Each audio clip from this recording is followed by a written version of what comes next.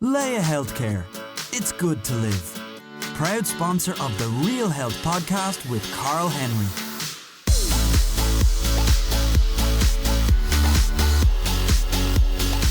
Welcome to the Real Health Podcast in association with Leia Healthcare with me, Carl Henry. Folks, it's finally here. The sun is gone. It's raining. It's pouring. Absolutely buckets outside. And I thought we really need a winter training tips episode of the Real Health Podcast. We have done this before, or a version of it, and it was really, really popular. So I thought we'd update it and bring you something a little bit newer, a little bit more up to date with 10 really simple tips to keep you healthy during the winter, to stay on track during the winter. Because let's face it, it's tougher now than it is during the summer. It's cold, it's damp, it's dark, the fire looks very inviting with the cup of tea watching the telly, and it's a little bit more difficult to train. Personally, I actually love training at this time of year. I don't know why, it's kind of weird. I really, really like it. But one of the things that's important to me is the fact that I set myself up for success. So the 10 simple tips are ones that anyone can do, and they're going to keep you healthy during the course of the next 6 months or so. So as ever with our top 10 tips episodes, grab your pen, grab some paper, and write these down. Let's get them into action so that you can stay healthy and not put on weight or lose your fitness over the course of the winter months, as so many people do. It's a lovely time, even with our personal training clients. Now is really, really busy in the gym. People train really hard at this time of year because October, November, it's your structure, it's your routine, working up towards that Christmas goal. For some, it's a Christmas party. For some, it's just staying healthy. But it's a really, really busy time. So let's get started. Let's get these tips down and let's have a chat with them and see what happens. So, the first tip is possibly the most important tip that you can do for training in the winter when the weather is bad, and that is avoiding cotton-based fabrics with your clothing. It's around now that the more expensive exercise clothes really come into their own in terms of how they deal with sweat, wind, rain, heat, cold. This is what you spend your money on, and what you spend your money on the really good gear for. So avoid cotton-based fabrics or cotton t-shirts, socks, any kind of cotton-based fabric, because they retain water. You're going to get cold, sweaty, uncomfortable. It's going to become heavier because the water's going to stay in it. And it's just a horrible way to spend your time when you're exercising. Go for the semi-synthetic fabrics or the lycra-based fabrics if you want, because that's what they do. They deal with sweat really, really well. There is certain gear that will keep you warm. Under Armour, Columbia, all have versions of their gear that's purely for warmth. Other ones will keep you cool. But spend the money. Trust me, a couple of really good pieces will get you through the winter, as opposed to getting the cheaper stuff, which is generally not great. In terms of brands, I have no brand that I'm associated with, so it doesn't really matter. That they all have very, very similar qualities. And again, in terms of your Nike or your Under Armour or your Columbia, just spend it and get some really good base layers. That's important. And again, go those kind of synthetic fabrics. If you're running or into running, yes, the running tights are fabulous at this time of year. They keep you really warm. They've got kind of wind resistance padding in them.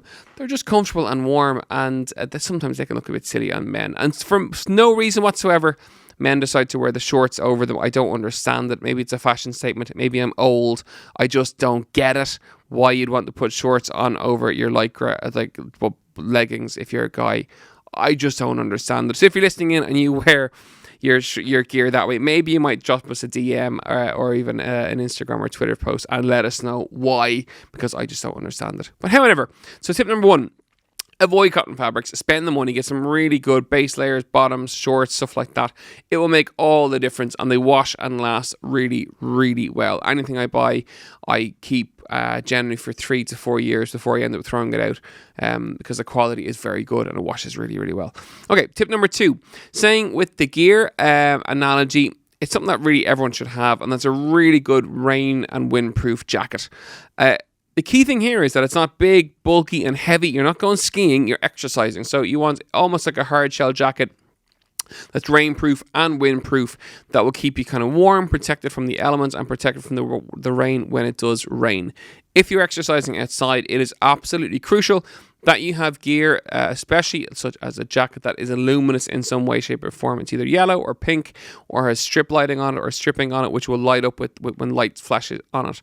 It's crucial if you're exercising outside on a bike, on a mountain bike, if you're walking, if you're running, doesn't really matter. But the key thing is that you have gear that people can see when you're on the road. Again, key thing for rain and windproof jackets, spend the money, don't skimp. You got to spend the money on them to get a really, really good one. It'll last, it'll wash. More importantly, it will keep you in reasonably good shape when the weather gets very, very bad. I love training in bad weather because when I go out, I have the right gear to keep me in shape while I'm doing it, and it is important. So keep that jacket light, luminous, and get a really good brand one. In terms of cost, you're normally looking at around €100 there or thereabouts. Might sound like a lot of money, but when you keep it for several years, if it's 4 or 5 years of usage, it's €20 to €25 a year in terms of what it's going to cost you. So spend the money. It is really, really crucial. Tip number 3 is to get a training buddy or training group. Really important. I'll mention the WhatsApp groups. I know we all have too many WhatsApp groups in our lives, but it's handy. So I have 2 of guys that I train with, one of guys I cycle with, and one of guys I run with, and we keep each other motivated over the course of the winter and all year round. Getting a group together or having a training partner, you encourage them, they encourage you, especially on the times when you don't want to do it. They will get you out exercising. They'll keep you focused. They'll keep you on track on the weekends because you're talking to each other and it's a little bit of banter back and forth. So it's simple. If you know someone in your life who wants to get fit or is fit already, approach them and get them to be your training buddy and train with them. The key tip that I've often used and recommended on the podcast before is if you want to get fitter, or one of the ways to do that is to train with someone who's fitter than you are and faster than you are. Last year for Race Around Ireland, as part of the training process for that, we trained with cyclists who are really, really good cyclists. And you train harder when you are the lesser fit person or the least fit person in that group. So if you want to get quicker, you want to get faster and fitter, find someone who's very fit. Find a group that are very fit. Running clubs works really well in around that environment, or again, group classes. Just the group environment, it gives you another reason to go as opposed to just for yourself. It's because you're going to meet people you know. You don't want to let them down. You want to train together. And there's a bit of crack as well, which is lovely. How are you getting on so far? I've been gentle enough so far, so let's keep it going. Tip number 4 is have a goal or an event to work towards. This, of all the fitness advice I give you all year round with the podcast, having a goal is probably the number one thing, yet so few people do it, or the goal is really broad, it's really vague, it's distant, it's not specific, therefore people fall off track. So for me, I have one coming up in a couple of weeks' time. It's the Amsterdam Marathon and then the Dublin Marathon after that. They're specific goals. There's a date, there's a time, there's a distance, and I have to work myself back from there to ensure that I have the training done to get ready for that goal. If my goal was to say that I'm going to run a little bit more this year, it's too broad and it's too vague. So when you're setting your goal, it needs to be specific for a start. It needs to be measured. So in terms of the event, but also how you get up to that event. So it's a certain time from here to then, and map your training out towards that. It needs to be realistic. So for example, if you see the Dublin Marathon happening and people are ecstatic about it and you think, oh my God, I really want to do that, and you've never run before, maybe start with a 5k or a 10k before you get onto the marathon itself. So the realism is really important. I learned that when I was younger doing Ironman triathlons. The first one I did, I collapsed and ended up in A&E because I took on a whole lot far too much too soon. So it's important that you pick the right type of event. And then obviously the time component of it is crucial too. When you do pick your event, my tip there is to use visualization for it. So if it's a holiday, if it's a party, if it's a race, print off a picture of that holiday, print off the race number that you have, print off things that relate to that. And when you have a week point or a week time, you can see the event, you can see what you're working towards, and it helps to keep you on track. The whole idea of the visual component of it is really, really important. And it's a simple way to do it. So my diary every single year, if you were in studio with us here, you would see my lovely old school diary in front of me. I have my 3 business goals and my 3 personal goals. They're there, I see them, and it keeps me on track in terms of food, in terms of exercise, and just generally when I see them during the day, I know why I'm doing certain things. And it's a really simple way with which to do it. Tip number 5, the halfway point.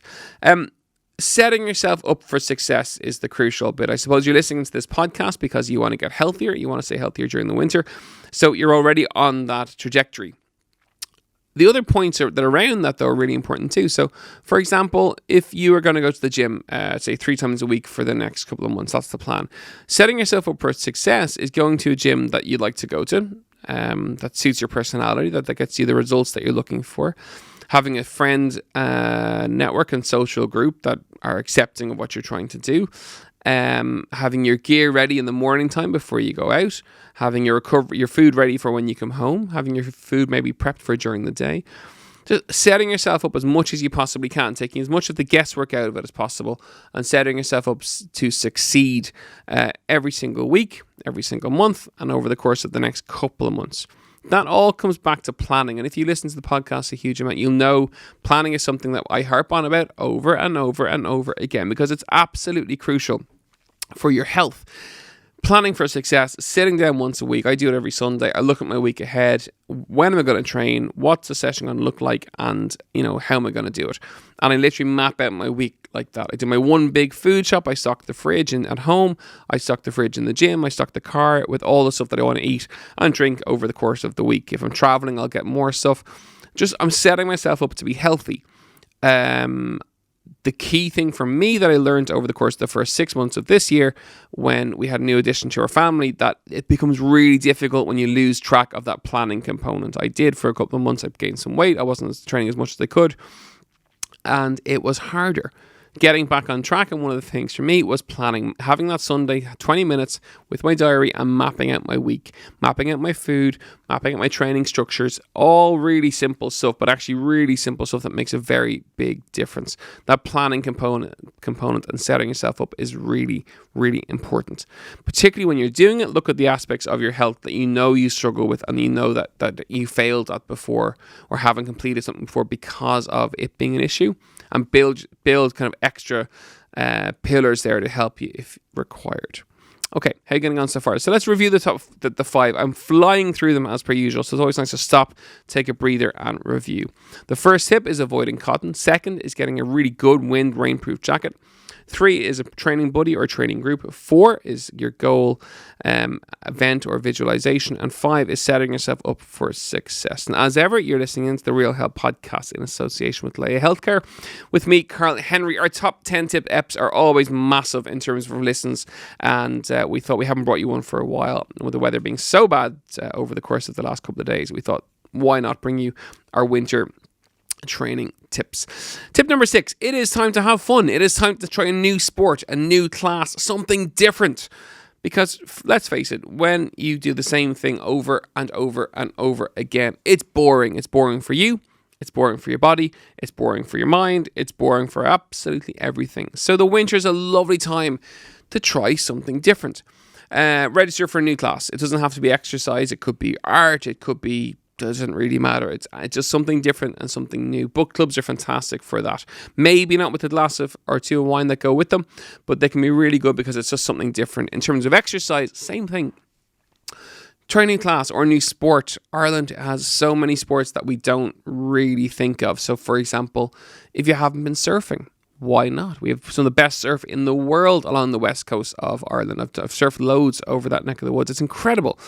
And you're wet, so the weather's not an excuse. You rent a wetsuit, you rent a board, you do a surf lesson, and it's really, really good fun. And even if you live on the East Coast, British Bay have really good surf schools down there. And if you get very good, you can surf or paddleboard the HSS wave of Dunleary at Sandymount, which I've done as well. Just do something different. Have the crack. Find something new. If you have a family, for example, we get asked about families all the time. Every member of the family picks a new sport once a month to do, and it's a great way of trying different things. And as ever, the whole idea is that you'll enjoy something. You'll land with, oh my God, that was really good fun. I really enjoyed it. I'm going to keep going with that. You only get there because you try lots of different things and find one that really, really does it for you. Again, I generally talk from experience. That's what I do. For me, every single year I try to do something different. This year I'm back marathon running. I haven't done marathons for a couple of years. Last year I was endurance bike racing, doing racing around Ireland and other big long bike things. Year before, it was something else, maybe mountain biking and enduro races. I just try different things because it keeps it interesting for me, which is important. And it's something I've learned, and it works really well at this time of year because it's new and it's funky and it's fun and it's enjoyable. So just try lots of different things. And again, put it back to planning and setting yourself up. Just put one a month. Pick one a month over the course of the next 6 months to try and see how you go. Tip number 7. Okay, the classic thing at any time of the year, but particularly now, is the fact that you get home from work, you're really busy during the day, you get home, it's nice and warm, you put the kettle on, you watch the telly, and all of a sudden you're just not going to go out and train because the weather's bad or whatever. Key thing, especially at this time of the year, is get it done early. The earlier you get your session done, the less things that will get in the way to stop you from doing it during it. So my really simple tip here is get it done as early as possible. If it is when you get home, I prefer to train in the evening. I train as soon as I come in the door, I walk straight up the stairs, I put my runners on, put my gear on, and come straight back down the stairs and go straight out the door because it's done. If I sit down, if I relax for a period of time, half an hour to an hour, it reduces the chances of that session happening. So do it as early as you possibly can. Do it at lunchtime and work with a group of colleagues. Do it in the morning before you go to work, or do it as soon as you come in the door. The planning bit there is the gear is upstairs ready to go. So you walk in, put the gear on and go. There's no choice, there's no decision. It's all organized and all set up. And it's a really simple tip, especially if you find yourself ducking out of sessions all the time. Well, that's one way to get around that because less things get in the way and your sessions get done. Okay. Tip number 8 is a kind of different one. It's knowing when not to train and when not to exercise. Sometimes people get caught up in the fact that I have to train, I have to do, well, sometimes it's nice to sit back and watch TV. So gauge that. Engage your fatigue levels, how you feel, your recovery levels from the session before, and your overall mood levels. And we know exercise is amazing for your mental health, and we're going to do a top 10 tips mental health episode in a couple of weeks, but it is brilliant for it. But there are some days when you just don't need to do that. And learn how to gauge your body and learn to trust in your own decision. If I don't feel like doing a session, like I really don't feel like it, I won't. I'll sit back and relax and recover. If I'm sore or I haven't recovered from the session before, or it's just not the right thing to do, well then that's exactly it. I don't go out and I don't exercise. So trust your decision, learn how to read your body, and learn that, you know what, sometimes you don't need to exercise. It's okay to sit down and have a chat or have a cup of tea or whatever it may be. And that's really, really important too. Tip number 9 is, okay, find something to accompany your exercise session. And what I mean by that is, hopefully it's the Real Health podcast, obviously, that when you exercise, you put us on, you listen in. It could be an ebook, it could be a different podcast, it could be anything. But find something to keep your mind occupied if you struggle with that when you train. Again, I listen to music or I listen to podcasts when I'm out running. I find it really, the crime ones in particular, like Cold Case or West Cork, all of those, I find them really interesting when I'm running for my long runs because I just drift away into the story and I find it really entertaining. It helps me get out and it helps me stay out because it's an accompaniment when I train. So see what does it for you. Find something. If it's early on a Sunday, I listen to Marion Finucane, or I just listen to stuff, and that I find that really, really good. Ebooks can be handy if, obviously, it is important that if you are exercising and you have ear and headphones in and are listening to things, that you do it in a safe environment, or you don't have the volume at full blast. I train with bone conducting headphones, and I've A, because I'm deaf in one ear, but B, because I can hear what's going on around me because the actual headphone isn't in the eardrum itself. So I can hear and chat to people, and I can also listen to whatever content I'm listening to. So it's safe to do so. And that is important, especially if you're cycling or mountain biking. You need to hear the road around you. And you do as a runner as well. But for cyclists and mountain bikers, it's absolutely crucial. Have a look at bone conducting headphones as well. They're amazing. They're not as Gav, my sound engineer, he'd hate them because the sound is not half as good as the other kind of the other headphones that you'll get, but they're really safe, and for people struggling with their hearing issues, they can be really, really good as well. Finally, tip number 10, the fun one.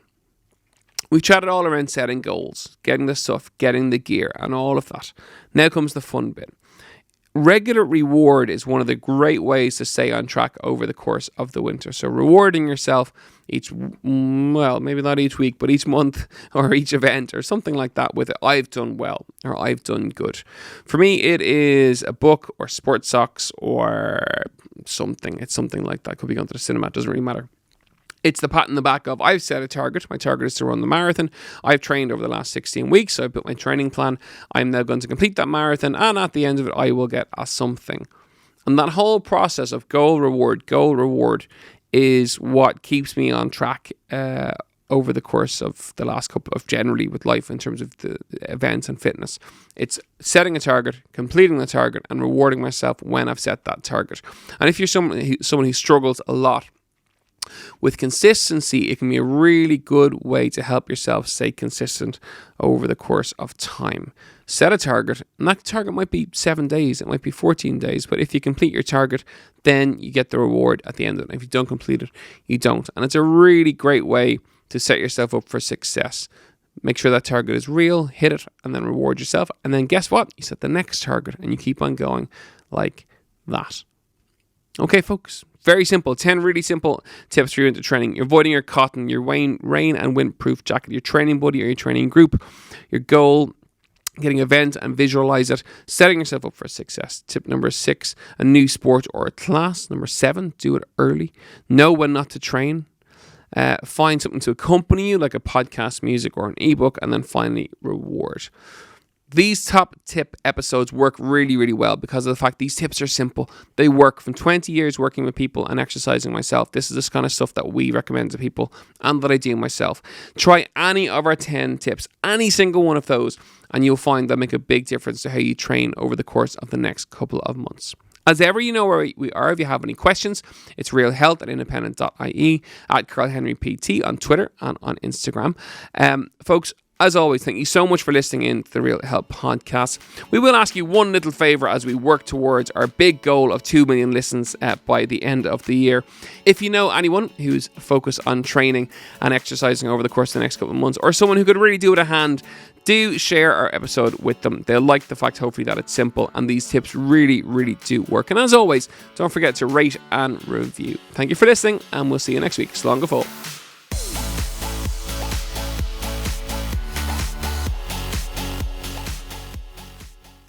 Leia Healthcare. It's good to live. Proud sponsor of the Real Health Podcast with Carl Henry.